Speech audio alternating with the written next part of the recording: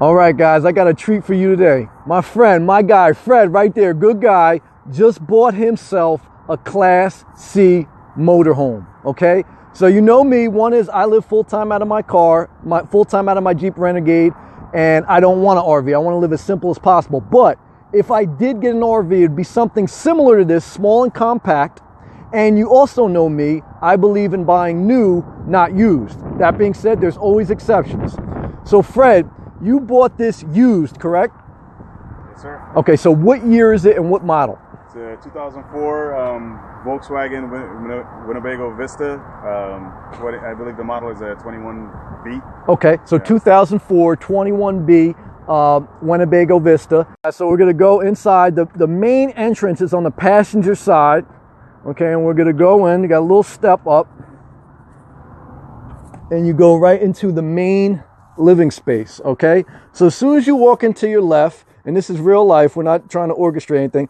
As soon as you walk into your left, you have a sitting area. You don't need to clean, Fred, this is real life. And you have a window, shades, etc. Now, Fred, all this came with the unit, right? All the furniture and shades, Yep. Okay? And then you have some more storage up top. You have a TV, you have a kitchenette, you have a full sink, and you have a 3-burner gas stove. And let's see here, you have a microwave and a range oven. You have more shelving on top, and to your right you have a 2-seater couch, and then above the driver's seat is like a bunk bed setup, very cool, and you have a sunlight fan. I really like that, very cool. So now inside, which I love about Class C's, is that you can park wherever you're going to be, rest stop, Walmart, and then you don't have to get out of your vehicle to go in your living space. So people don't have to see you getting in and out of your car. And what I really like about this unit is that when I sat in the driver's seat and the passenger seat and we just did a little drive, I mean, it's like you're not even driving a big rig. It's like just driving, like a regular size van. It has a good feel. It's a 6-cylinder, right, brother? 6-cylinder, yeah. 6-cylinder, and we're estimating about 12 miles to 15 miles per gallon, depending on highway or city. He just got it, so we can't fully say yet. And then let's just take a look here in the back. Now, also, you have a refrigerator here, which is pretty cool. And what I'm really impressed with is you have a full bath, okay? So, it's not a wet bath. You have a separate area for the toilet bowl, and you have a full stand-up shower, which I think is great for this compact of a Class C. And then you have a ceiling fan there and a skylight. And then you have a nice closet space here, which I'm also very impressed with, okay? Very nice. So overall, I mean, I think you have a lot. You have a top AC right there on the top. Overall, for a Class C, for used, I think this is a great unit. Now, Fred is not like me. He doesn't live full-time out of his car or RV. Fred has a home and he has a family. So it's different life circumstances. That's what I always say. Everybody's on their own journey.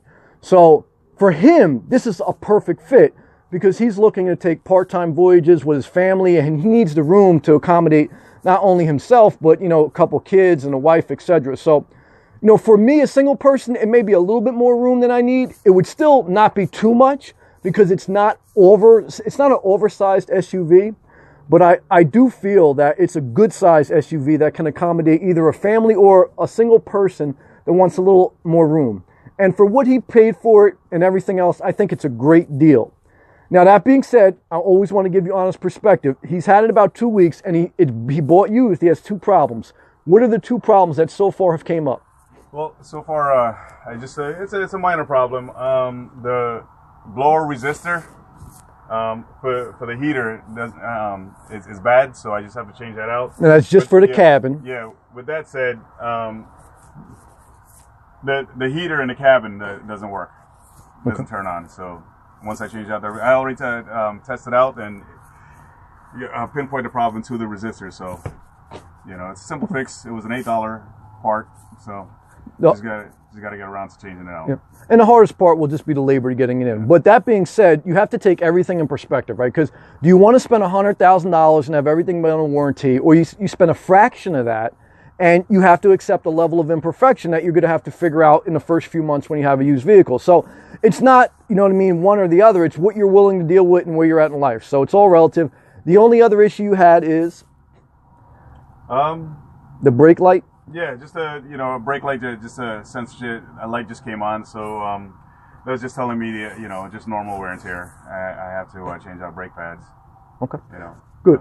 And before we go, I'm going to do one circle around the vehicle so everyone can get perspective on the car. So overall, can you explain why you bought the motorhome and what your plans are with it?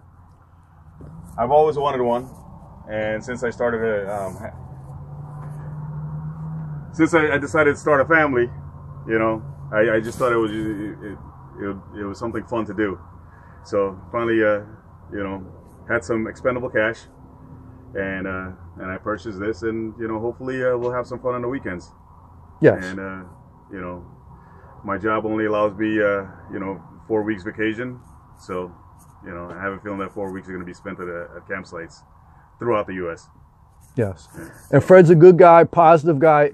It's going to all work out. It always works out. So the main thing is stay true to your inspiration. Take the steps closer to your dream. And it's a journey. There's no final destination like you purchased the RV and now it's complete. It's an ongoing journey. But Fred, I love and respect to you. Thank you for allowing us in your part-time home. For me, this will be full-time. Love and respect to you. And let's do one final walk around the outside of the car, and then we'll go from there. Walk out the outside. Now, what's that, Fred? That's storage right there, that compartment? Yeah, this is storage. Okay. Storage unit there. Let's take a look. Okay, that's pretty good. That's great. Yeah, you got a broom, you get cleaning products, luggage, whatever. Okay, very cool. And then as we proceed this way, what are these things here? If you know. This is water okay. hookup. Okay. There's okay, double 110 outlet for outside use. Okay. And, is that your hot water heater? Yeah, okay, that's furnace. Furnace. Okay. Okay, very good. Hot water heater. Gotcha. Furnace. And then you do have an awning, I see. Yeah. Okay, very cool. This is. Oh, that's your generator. So you do have a generator. Okay, very good.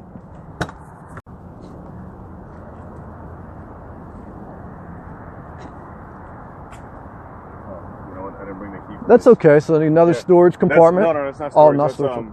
That's your waste dump. Oh, okay. Those are your gray and black tanks. Black tank. Okay, in that compartment. Gotcha. Yep. And this is your. Oh, electric hookup. Okay, it goes through there. Very cool. And is that the other side of the storage? This is your propane tank. Oh, that's where the propane tank is. That's interesting. Gotcha. Very cool. Okay, so that's interesting. I've actually never seen it like that. And I just want to point out to the viewers, that's a single back tire, and it's not a dual back tire. Single back tire, single front tire. And again, I didn't bring the key for that, but that's just additional storage. Okay. But overall, I want to say I am very impressed with this unit. I'm very happy for Fred, and I'm glad that he's embracing this journey, and I wish him a lot of success and luck. And I thank him for the time and the willingness to share his life with us.